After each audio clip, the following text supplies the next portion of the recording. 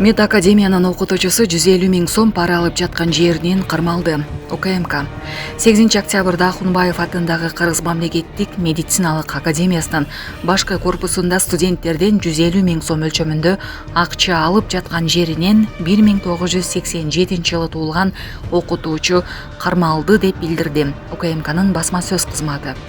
Тергөөнүн маалыматы боюнча кармоо учурунда окутуучунун кабинетинде 2002 жылы туулган студент кыз болгон. Аны тинтүү учурунда 100 000 сом табылган. Алдын ала суракталып, кышкы сессияда зачетторду ийгиликтүү тапшыруу үчүн тайпалаштарынын чогултулган бул акчаны окутуучуга берүүнү көздөгөнүн айткан. Бул факты боюнча ири өлчөмдө пара талап кылуу боюнча кылмыш иши козголду. Белгилүү болгондой, ал кызмат абалынан пайдаланып студенттерден экзамендик сессиянын оң жыйынтыктары үчүн акча талап кылгандыгы, эгерде андай болбосо бааларды төмөндөтө турганын айтып, коркутканы аныкталган. УКМК берген маалымат боюнча ал студенттер менен иш жүзүндө сабак өткөн эмес, башкача айтканда бекитилген окуу планын толук көлөмдө аткарган эмес. Андан тышкары ал акча алуу максатында студенттерге атайлап төмөн баа койгон. Эми ал тергөө абагына киргизилди. Атайын кызмат соңку учурда билим берүү мекемелеринде коррупцияга каршы күрөш уланып жатканын белгилеп, бир катар окуу жайга байланыштуу маалымат тараткан. Анда Бишкек шаарындагы Нарын, Ысык көл, Баткен облустарындагы жогорку окуу жайлардан жүздөгөн студент чыгарылганын, алардын айрымдары бюджеттик орундарга мыйзамсыз кабыл алынганы аныкталганын айтып, кызматынан кыянаттык менен пайдалануу беренеси боюнча кылмыш иши козголгонун, фактыларда бар экенин маалымдаган. Шектелип кармалган окутуучунун өкүлдөрү азырынча маалымат бере элек. Коопсуз өлкө. Бир аптада коопсуздук курун тагынбаган 400 000 киши аныкталды. Кыргызстанда соңку бир аптанын ичинде коопсуздук курун тагынбаган 400 000ден ашык айдоочу жана жүргүнчү аныкталды. Бул тууралуу Ички иштер министрлигинин жол коопсуздугун камсыздоо башкы башкармалыгынын басма сөз кызматы 7 октябрда маалымдады. 1 октябрдан тартып коопсуз өлкө долбоорунун алкагында жолго орнотулган комплекстер коопсуздук курун тагынбаган айдоочуларды жана жүргүнчүлөрдү аныктай баштаган. Мындай учурда унаа ээсине 1 000 сом айып салынат. Жыл башында Ички иштер министрлигинин басма сөз кызматынын жетекчиси Султан Макелов Кыргызстанда коопсуз шаар долбоорунун алкагында өлкөдө 12 000 камера коюлганын, эми коопсуз өлкө долбоору ишке ашса, шаар айылдарда 25 000дей камера иштеп, министрликтин борбордук тутумуна кошулаарын айткан. Кыргызстанда жол кыймылын көзөмөлдөө үчүн коопсуз шаар долбоору 2019 жылы иштей баштап, Бишкек Ош сыяктуу ири шаарларга, Бишкек-Торугарт, Бишкек-Ош авто жолдорунун боюна камералар орнотулган. Долбоорду орусиялык Вега концерни ишке ашырган. Коопсуз шаар 2 долбоорун уткан Shenzhen Intelligent Co. Ltd аттуу кытайлык компания 7 облус, 2 чоң шаар, 15 кичи шаар жана 73 калк жашаган аймакка видео көзөмөл коюп, жалпысынан 306 аппарат орнотушу керек болчу. Бул долбоор пландалган мөөнөтүндө ишке ашпай калгандыктан Санарип өнүктүрүү министрлиги Shenzhen Intelligent Co. Ltd компаниясынын 2022 жылы сотко берген. Урматтуу Москва шаарындагы мекендештер, Умбем клиникасы төмөнкү кызматтарды сунуштайбыз. Педиатр, гинекология, стоматология, неврология, хирургия, кардиология, лор, УЗИ жана башка. Андан тышкары массаж жана бардык лабораториялык анализдер. Толук маалымат +7 925 103 22 77. Биздин дарек Москва шаары, метро Нахимовский проспект, Севашская 7, корпус 2. Сиздин ден соолугуңуз биздин камкордук. Айдай турган машинасы бюрону көрдүм.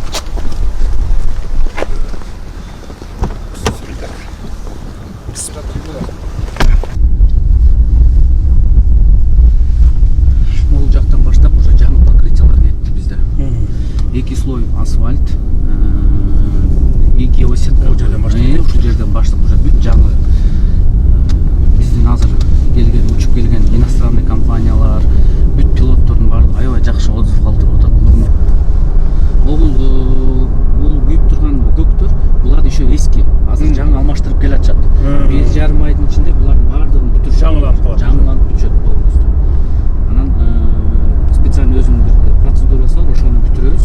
Ошондон кийин уже декабрда уже бизде жаңы категория менен 3-категория категория менен Кудай буйрса иштеп баштайбыз.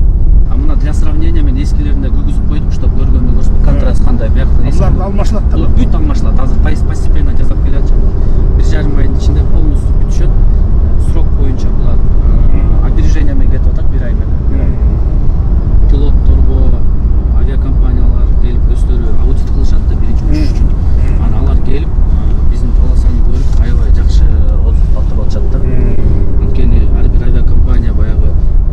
нерсе талкаланат да, начар болсо. Анан ошого калтырап титирегенде өлөт да, дөңгөлөктөнөт. Неме ходовойдо кетет да баягы. Системасы. Ооба, системасы.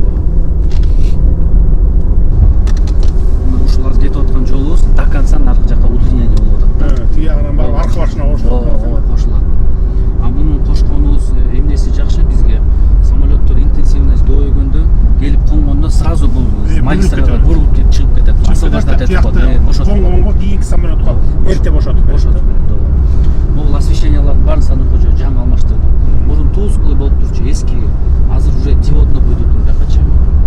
Булардын баары жаңы коюлду.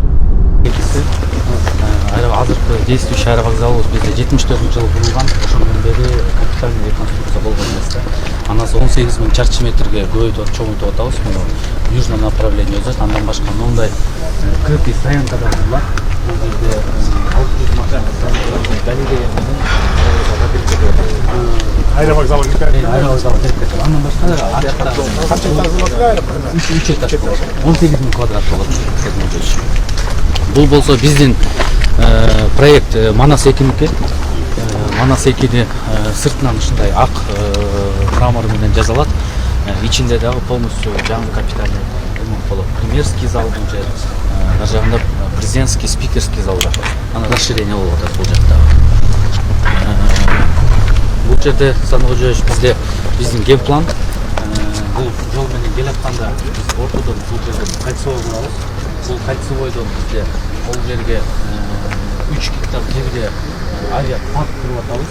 Музей болот бул жерде. Эски самолеттор. Эски самолеттордун баарын коюп, андан башка бул жерде фудкорт болот, детский эмелер бар, балдарды, школьниктерди алып келип авиация менен тааныштырган. Анан болсо бул биздин жанагы действующий азыркы жолубуз, бирок буга альтернативный биз жол жасайлы деп атабыз бул жерде. Эмки жылы азыр проект жазылып атат, эмки жылы бул жерден жасайбыз, а бул болсо правительственный Манас 2ге келди токтой турган жол болуп калат да. Бул биздин учуп кону тилкебиз. Бул болсо бизде действующий экинчи категориядагы светосигнальный объектилер ушундай болчу. Бизде азыр 3-чү категорияны коюп атабыз, жана туманда, бул жерде бул жашыл менен белгиленген огоньдордун бардыгы жаңы коюла турган огоньдор. Ушул белгилер мурун жок болчу, азыр болсо булардын бардыгы дополнительно коюлат. Ушул самолетко берген услугалардын бардыгын азыр четинен автоматизация кылып атабыз. Бизде өзүбүздө да турат. Уруксат берсе сизге да чыгарып беребиз. Кийин сиз көрүп турасыз канча акча түшүп атат аэропортко, канча пассажирлар кетти. Ошонун баарын автоматизацияга алып келип атабыз азыр. Жаңы системаларды киргизип атабыз. Бул болсо оборудование Садыр Кожоевич азыркы биздин учуп кону тилкеде колдонулуп аткан оборудованиялар. Могу керинди биз эмеден чыгардык, могу стоянкадан чыгардык, Лима, Жулетте. Ушундай слой керин чыкты мына. Ушул аркамда турган эжекебизге жардам керек экен, колуңуздардан келишинче жардам кылып ушул видеороликти максималдуу түрдө таратып кетиңиздер. Ушу 1,5 жылдан бери ушундай акыбалда жатат экен туугандар. Алланын ыраазычылыгы үчүн колуңуздардан келген жардамды берип кетиңиздер. Эже, бул качандан бери ушинтип башталган негизи? 2022-ден бeri бүтүн какшап ооруп, курт жегендей болуп, чукуп жегендей болуп какшап ооруйт эле да. Анан 2022-23 вообще болбой калдым да. Азыр эми аксап басып, анан кийин 2024 төрөгөндөн кийин төрөйлөк деле баспай калдым да вообще. Нарона, Верона, кыскасы балам деп. Апрессия жолунда жарык менен алып келдим да. Ондай апрессия болдум 2024 августта. Быйыл 1 жыл болот да. эмнени каалайсыз эми ушун? Эми ушу алып балам басып кетишим керекмиш. Баары жакшы. Балдарым келечегине кандай болот ушуну ойлойм. Аллахым ушул шифа берсин эжеке. Шифа берет Кудайым. Аял киши болбосун экенечи. Бул бетон, а бул болсо асфальт, учуп кону тилкесинде колдонулган асфальт.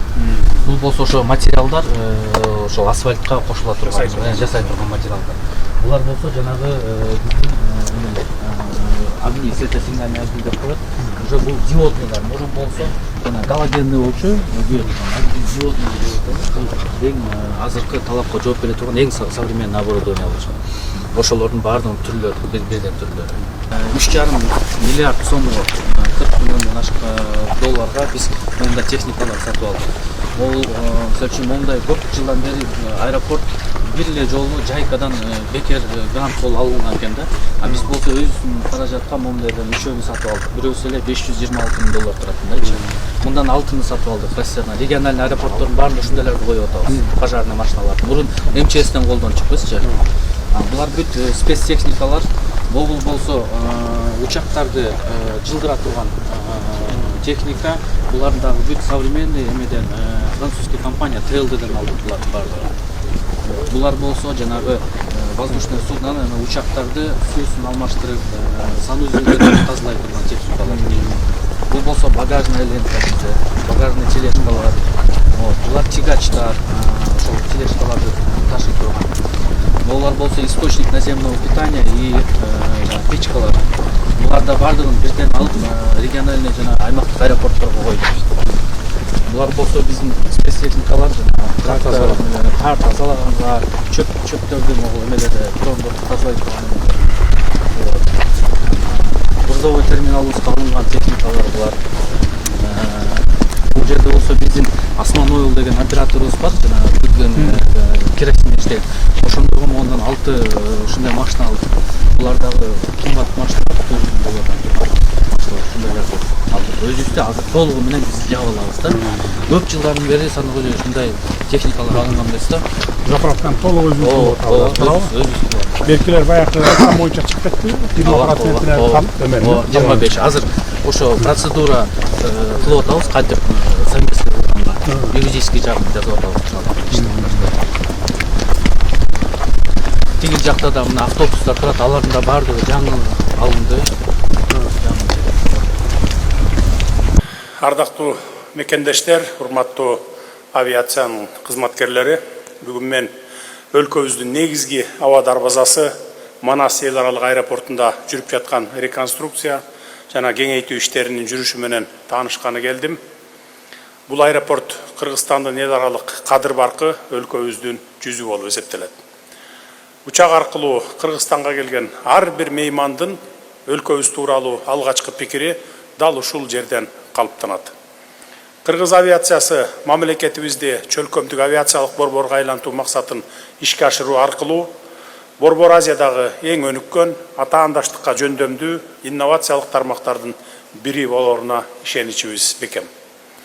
Учурда Манас эл аралык аэропортунда учуп конуу тилкесин жана рулеждук жолдорду жаңылоо, жарык берүүчү жана аэродром жабдууларын жаңыртуу, аэробекет комплексин кеңейтүү сыяктуу масштабтуу иштер жүрүп жатат.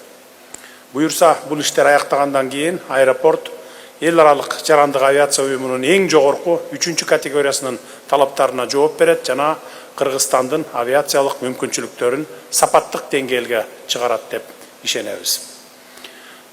Манас аэропорту жакынкы келечекте Борбор Азиядагы эң заманбап авиациялык хабтардын бирине айланат.